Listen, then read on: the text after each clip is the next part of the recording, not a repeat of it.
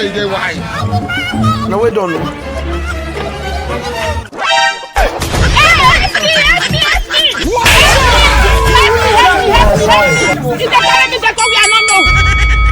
You be mumu. 70 years old man. What that?